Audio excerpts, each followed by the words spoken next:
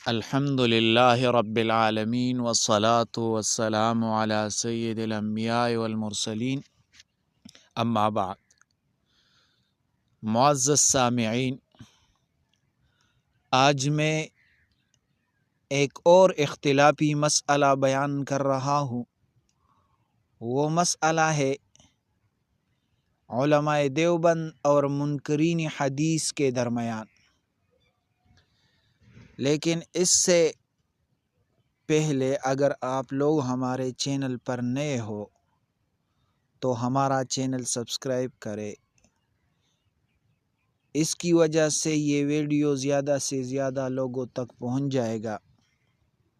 دوسری بات یہ ہے کہ ہمارے چینل میں جو لائیو آپشن ہے وہ کھل جائے گا، تو لہٰذا آپ ہمارا چینل سبسکرائب کریں۔ جزاکم اللہ۔ چلو بھائی، صاف اور مضبوط انداز میں منکرین حدیث اور علماء دیوبند کا پورا اختلاف،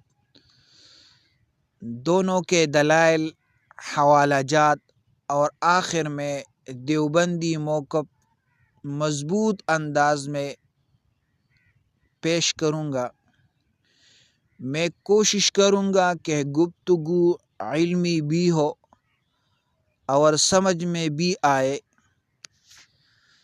تو موضوع منکرین حدیث اور علماء دیوبند کا اختلاف۔ منکرین حدیث جو صرف قرآن کو حجت مانتے ہیں اور حدیث کو حجت نہیں مانتے،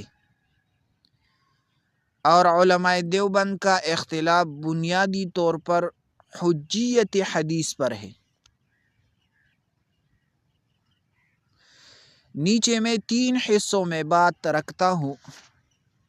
نمبر 1، منکرین حدیث کا نظریہ کیا ہے؟ نمبر 2، ان کے دلائل کیا ہے؟ نمبر 3، علماء دیوبند کے دلائل قرآن، حدیث، آثار صحابہ اور زیادہ مضبوط ہوں گے۔ نمبر 1، منکرین حدیث کا نظریہ۔ منکرین حدیث کہتے ہیں حدیث دین میں حجت نہیں، صرف قرآن کافی ہے۔ نماز، روزہ، حج سب قرآن سے ثابت ہونا چاہیے۔ احادیث بعد میں لکھی گئی، اس لیے ان پر اعتماد نہیں، یہ منکرین حدیث کہتے ہیں۔ منکرین حدیث اس پر دلائل پیش کرتے ہیں۔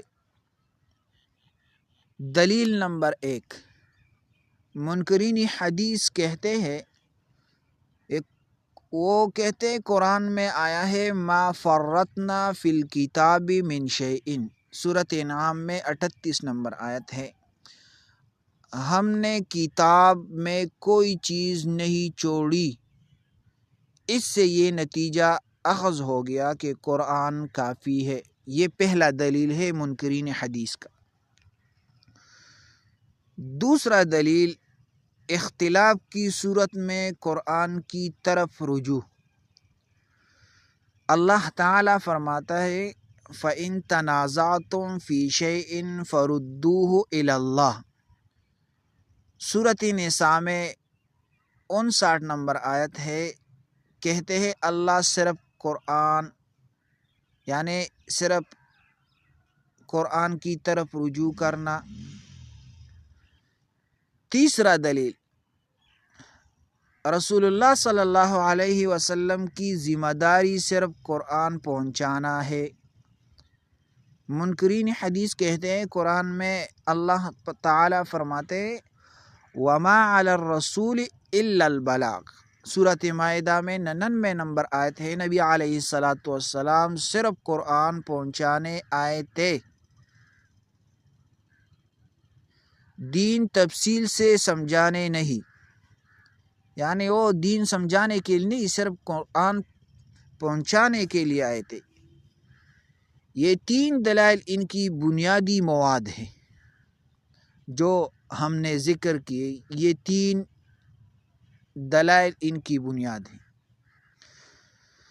اب ہم علماء دیوبند کے دلائل قرآن، حدیث، آثار صحابہ سے بیان کریں گے۔ نمبر 1، علماء دیوبند کا موقف کیا ہے؟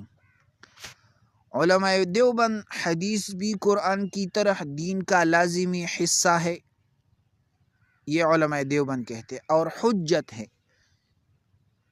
اس پر ان کے دلائل قرآن سے ہی پکے اور ناقابل جواب ہے۔ علماء دیوبند اس پر دلائل پیش کرتے ہیں۔ دلیل نمبر 1، قرآن کا واضح حکم یہ ہے وَأَنزَلْنَا إِلَيْكَ الذِّكْرَ لِتُبَيِّنَ لِلنَّاسِ، سورۃ نحل میں 44 نمبر آیت ہے۔ اللہ تعالیٰ فرماتا ہے ہم نے یہ قرآن آپ پر اس لیے اتارا تاکہ آپ لوگوں کے لیے اس کی وضاحت کرے۔ یعنی قرآن خود کہہ رہا ہے کہ نبی علیہ السلام قرآن کی تشریح کریں گے، یہ تشریح حدیث سے ہی ہے، تو یہ پہلا دلیل ہے۔ دوسرا دلیل، نبی علیہ السلام کی ہر بات مانی جائے گی۔ قرآن کا حکم ہے وَمَا آتَاكُمُ الرَّسُولُ فَخُذُوهُ، سورۃ حشر میں 7 نمبر آیت ہے۔ رسول صلی اللہ علیہ وسلم جو کچھ تمہیں دے وہ لے لو۔ یہاں نہیں کہا کہ جو قرآن سے دے، بلکہ مکمل فرمان رسول صلی اللہ علیہ وسلم حجت ہے۔ یہ آیت منکرین حدیث کے لیے چپ کرا دینے والا دلیل ہے۔ تیسری دلیل، رسول اللہ صلی اللہ علیہ وسلم کی اطاعت، اللہ کی اطاعت۔ من یطع الرسول فقد اطاع اللہ، سورۃ نساء میں 80 نمبر آیت ہے۔ وَمَن يُطِعِ الرَّسُولَ فَقَدْ أَطَاعَ اللَّهَ، یہاں اطاعت قرآن پڑھ کر نہیں ہوتی بلکہ حدیث و سنت سے ہوتی ہے۔ چوتھا دلیل، نماز، زکوٰۃ، حج، قرآن میں اس کی تفصیل کہاں ہے؟ قرآن صرف یہ کہتا ہے نماز قائم کرو، زکوٰۃ دو، حج کرو، روزہ رکھو، لیکن رکعت، نماز کے اوقات، زکوٰۃ کے نصاب، حج کے ارکان، سب کچھ حدیث سے ہی ہے۔ اگر حدیث نہ لی جائے تو پورا دین ٹوٹ جاتا ہے۔ تو یہ 4 نمبر دلیل۔ 5 نمبر دلیل یہ ہے صحابہ حدیث کو حجت مانتے تھے۔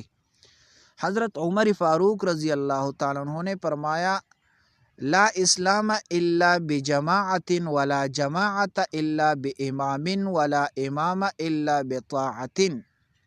دارمی میں یہ روایت موجود ہے، اور اطاعت کا مطلب ہے قرآن و حدیث۔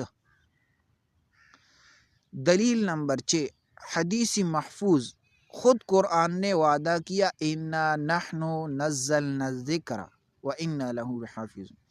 ذکر میں صرف قرآن نہیں، سنت بھی شامل ہے۔ یعنی ذکر نزلنا میں یہ جو ذکر آیا ہے اس سے صرف قرآن نہیں بلکہ سنت بھی شامل ہے اس میں۔ دلیل نمبر 7، امت کے سب فقہا، محدثین، تابعین، تبع تابعین نے حدیث کو حجت مانا ہے۔ اگر حدیث حجت نہ ہوتی تو امام ابو حنیفہ، امام شافعی، امام بخاری، امام مسلم، امام ترمذی سب اللہ معاف کرے غلط ہوتے، نعوذ باللہ۔ کوئی بھی مسلمان یہ بات قبول نہیں کرتا۔ آخری بات میں بتانا چاہتا ہوں، بہت مضبوط دلیل ہے۔ قرآن پر عمل صرف حدیث کے ذریعے ممکن ہے۔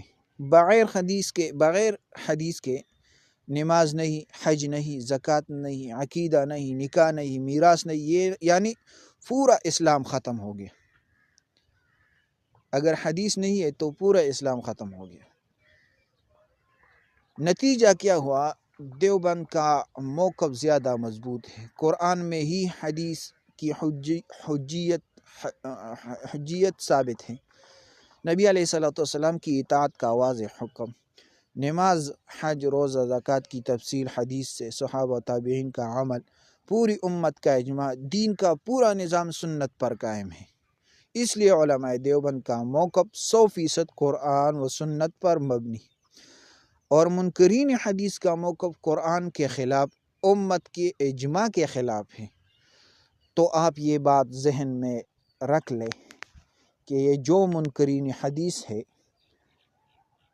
یہ غلط راستے پر ہے، کیونکہ زکوٰۃ، حج، نماز وغیرہ یہ قرآن سے یہ لوگ ثابت نہیں کریں گے، کیونکہ اس کا تفصیل جو ہے وہ احادیث میں ملتی ہے۔